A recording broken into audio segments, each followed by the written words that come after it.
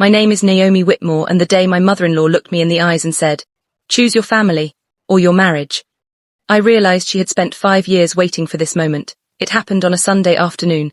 Everyone was gathered at my in-law's estate for my father-in-law's 72nd birthday. The dining room was packed, my husband's brothers, their wives, cousins, business partners, even a few family friends.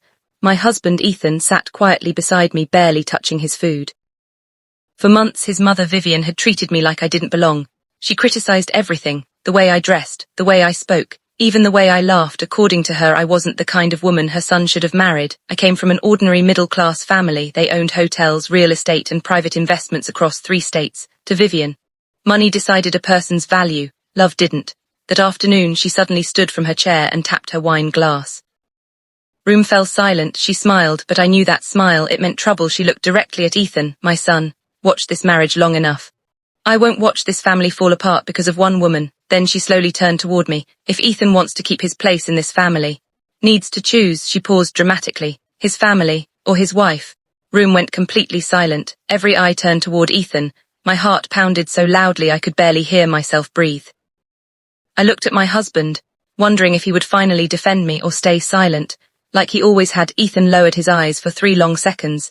He didn't say a word. The silence hurt more than Vivian's insults ever could. She smirked. "I knew you'd make the right choice, sweetheart." Then she looked at me. "You've enjoyed our family long enough. Pack your things. You won't be living in Ethan's house anymore." A few relatives actually nodded in agreement. Older brother Marcus whispered, "I told you this marriage wouldn't last."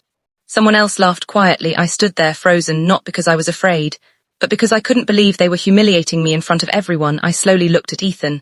"Are you really going to let this happen?" He closed his eyes when he finally spoke. His voice was barely above a whisper. "Naomi, please, just give me a minute." Vivian interrupted him immediately. "No, there are no more minutes. Today. Right now, my family deserves an answer." She folded her arms proudly. "Spent years protecting this family. I refused to let an outsider destroy everything we built. Outsider, 5 years of marriage, and she still called me an outsider." I quietly removed my wedding ring and placed it on the dining table. Gasps filled the room. Vivian smiled. "I knew you'd finally understand." I looked directly into her eyes. "No, you misunderstand. I'm not taking this off because I lost. I'm taking it off because I'm tired of fighting alone." Then I turned toward Ethan one last time. "If you stay silent today, you'll never get another chance to speak to me again." The first time, real fear appeared on his face, but before he could answer, his phone started ringing. The caller ID made his expression change instantly. He stared at the screen. As if he couldn't believe who was calling, Ethan stared at the phone. His face turned pale. Vivian frowned.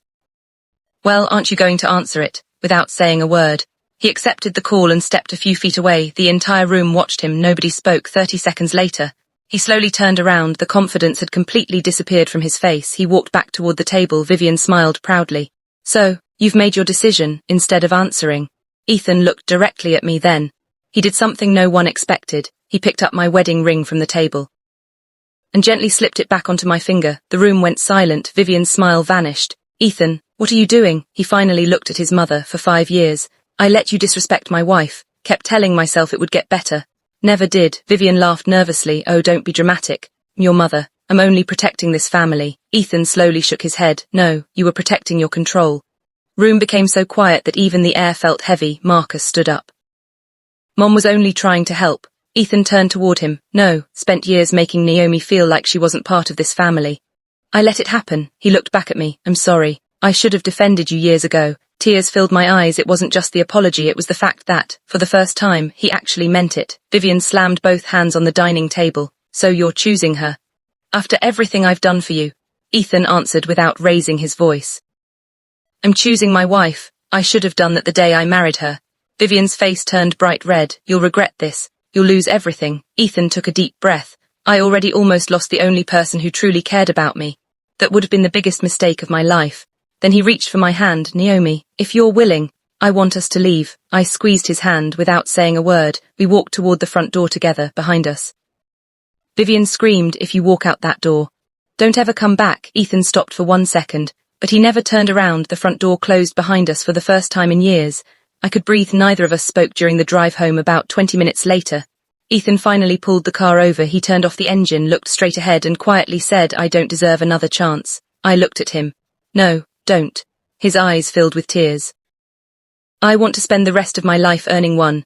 For a long moment, neither of us spoke, then I asked the question that had haunted me for years. Why didn't you defend me before today? He took a deep breath. I spent my whole life trying to make my mother happy.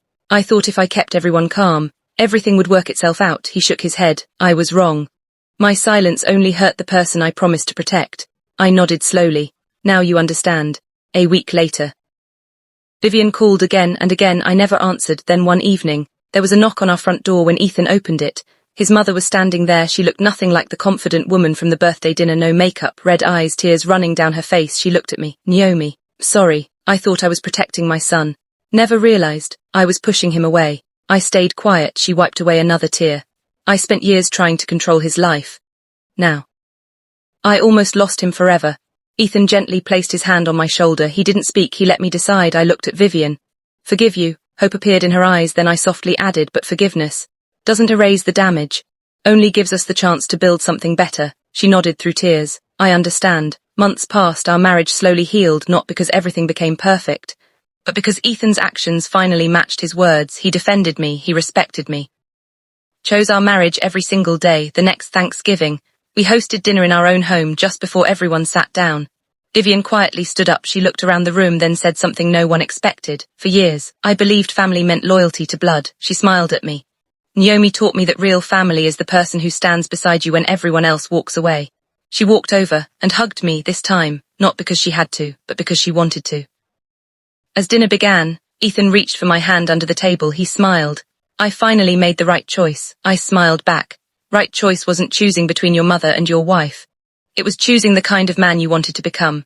Sometimes, the strongest marriages aren't the ones that never face impossible choices. They're the ones where, after every mistake, two people choose each other all over again.